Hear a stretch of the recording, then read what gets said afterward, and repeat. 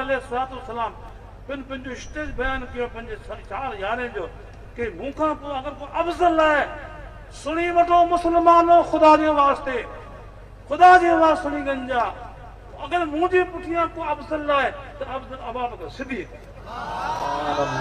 सुभान अबू बकर सिद्दीक़ रज़ियल्लाहु तआला अन्हु जी ज़ात आहे। ते ॿिए नंबर में फारूक आज़म है, उस्मान गनी, चौथे नंबर जा मौला अली मुश्किल कुशा है। सुभान अल्लाह। सब मञूं था विलायत जो साहिब, विलायत जो मरकज, इल्म जो बाप, सब जगह मथे, पर अफ़ज़लियत में अबू बकर सिद्दीक़ जी ज़ात है। सुभान अल्लाह। बेशक वञणो पवंदो को हुज़ूर स्टेज ॾिनो हुयो, कंहिंजो स्टेज न, अल्लाह जे रसूल सल्लल्लाहु अलैहि वसल्लम स्टेज ॾिनो हुयो, हीअं की मञणो मुंहिंजे ख़ुल्क़ आहे। अशरतुल मुबश्शिरीन आले बैत अतहारइन अल्हम्दुलिल्लाह। तो इन तरीके से पंहिंजो ईमान रखंदासीं त ईमान अहले सुन्नत वल जमात जो आहे।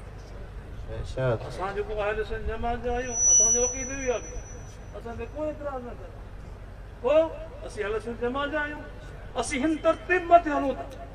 ॿियो दुनिया जेको तरतीब छॾे कंदे हले उनजी मर्ज़ी जी ॻाल्हि, असांखे को लेन देन न आहे।